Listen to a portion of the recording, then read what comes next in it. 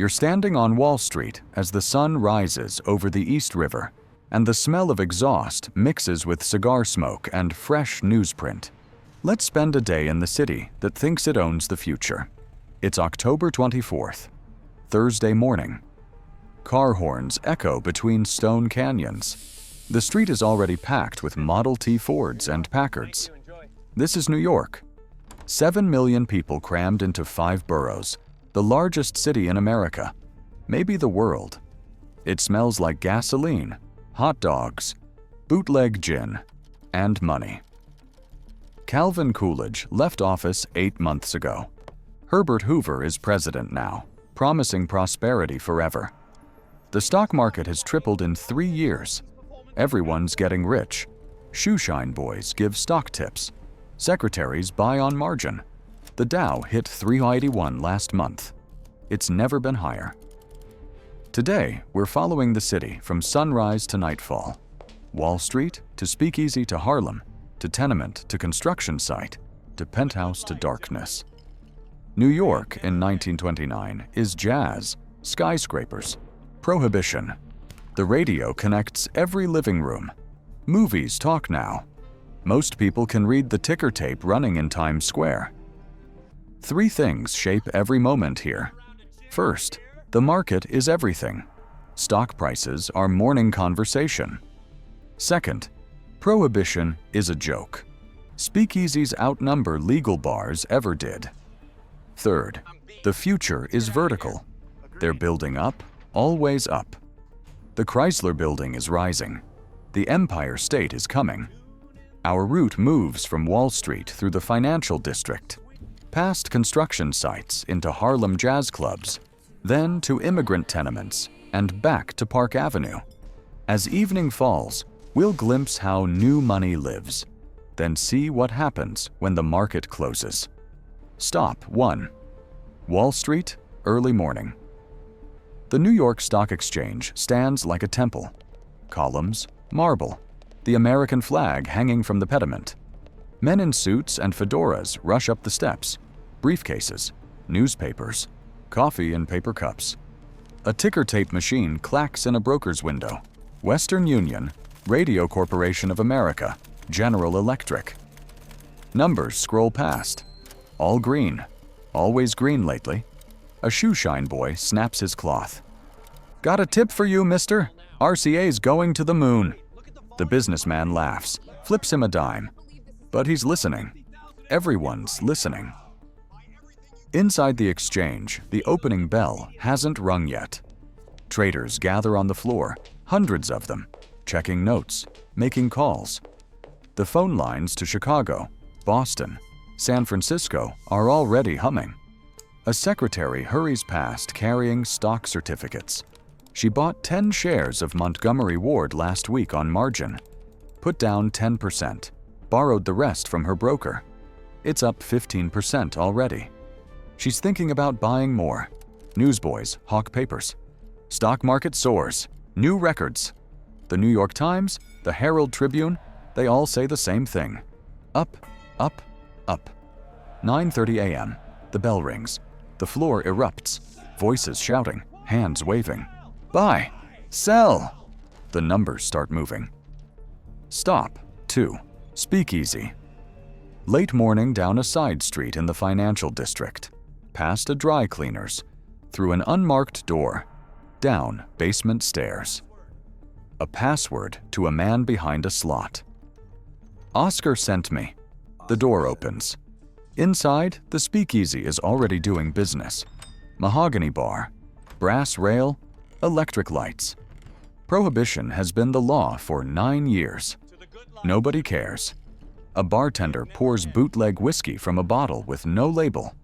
Canadian, probably. Smuggled across Lake Erie. Or bathtub gin made in Brooklyn. Doesn't matter. It's alcohol. 2 stockbrokers lean against the bar. They're celebrating. Anaconda Copper is up again. They bought heavy yesterday. One orders champagne. French. $20 a bottle. He doesn't blink. In the back room, men play poker. Cigars glow. A jazz band tunes up for the lunch crowd. Trumpet, clarinet, drums. This place will be packed by noon. A woman sits alone at a corner table. Bobbed hair, cloche hat, silk dress above her knees. She's smoking a cigarette in a long holder. Flappers, they call them. Her father's generation finds it shocking. She finds it boring that they're shocked. The speakeasy has no windows. Time doesn't exist here. But outside, the morning is burning bright.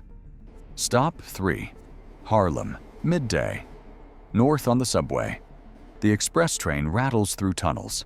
A nickel fare. At 125th Street, we surface into Harlem. The neighborhood is alive.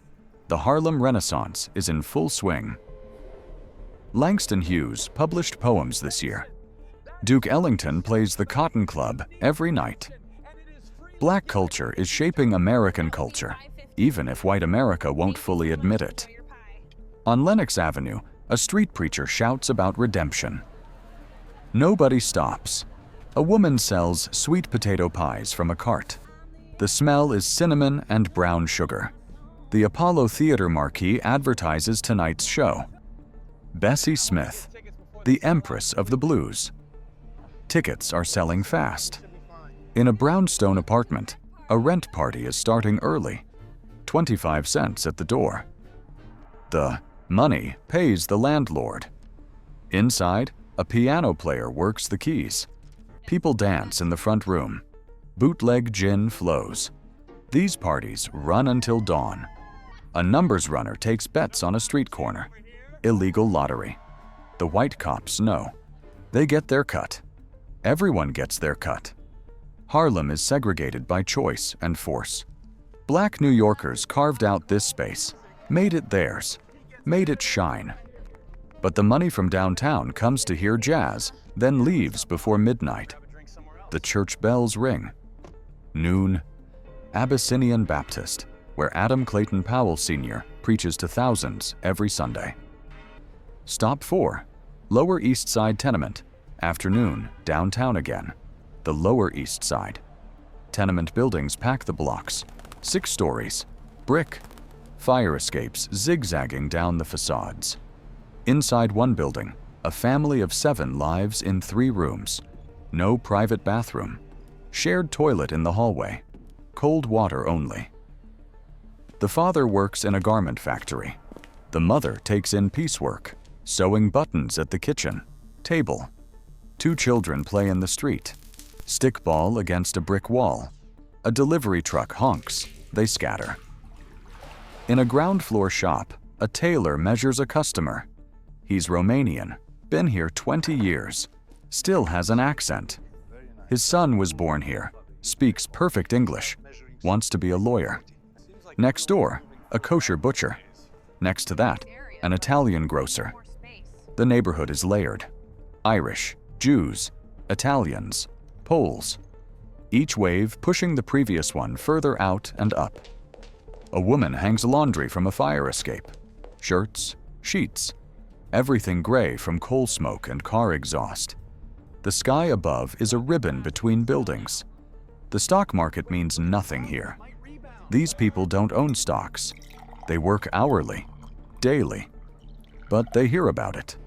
The shine of wealth is everywhere in New York, just out of reach. Stop 5.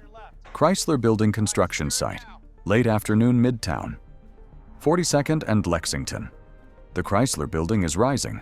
77 stories planned. It's a race with 40 Wall Street to be the world's tallest. Construction workers walk steel beams 60 stories up. No safety harnesses. No nets. A fall means death. They know this. They do it anyway. $1 an hour. Good money. Rivets glow orange in portable forges.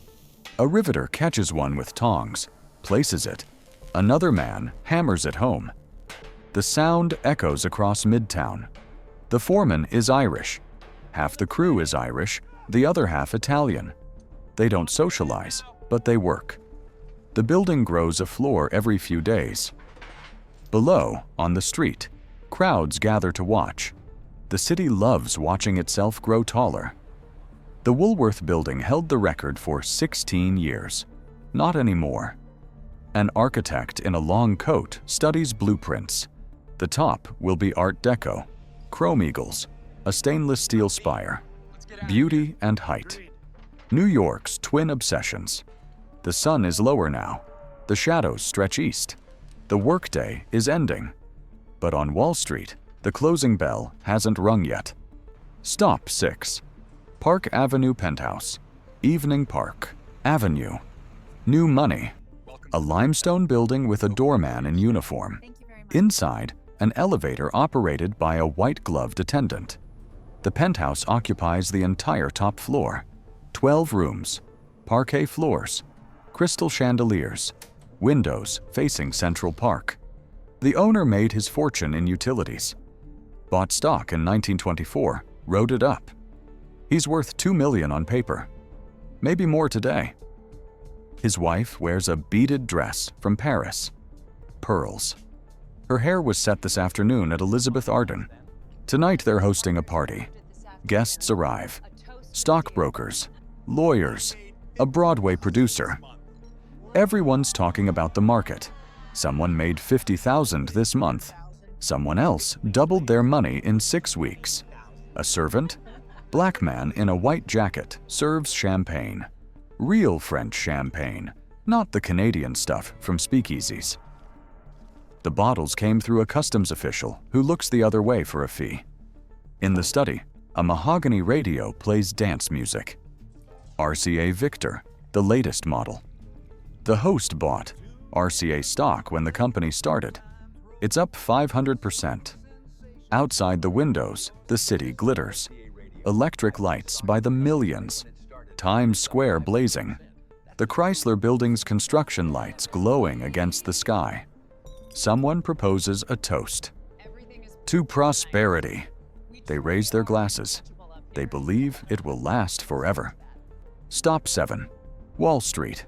After the close. Night back on Wall Street. The exchange is closed. The trading floor is dark. But in brokerage offices, lights burn. The afternoon was strange. The market dropped. Sharply. Millions of shares traded. Prices fell, recovered slightly, fell again. In one office, a broker stares at ticker tape piled on the floor. The machines couldn't keep up. Trading volume overwhelmed them. By the close, the tape was hours behind. He's calculating. Margin calls. Clients who bought on borrowed money.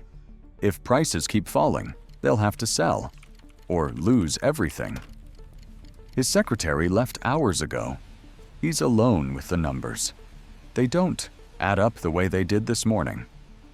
Outside, the streets are quieter. A few stragglers. A janitor sweeps the steps of the exchange. The marble is cold now. The columns look stern in the lamplight. A newsboy hawks the evening edition. Stock market drops. Billions lost. But the headline also says, bankers confident. The corner has been turned. Tomorrow will be better. People want to believe it. They bought stocks with borrowed money. They have to believe it. The night settles over Lower Manhattan. The lights of Brooklyn Bridge shine across the river. The city that never sleeps is trying to convince itself everything is fine. Please like, share, and subscribe this channel for more videos.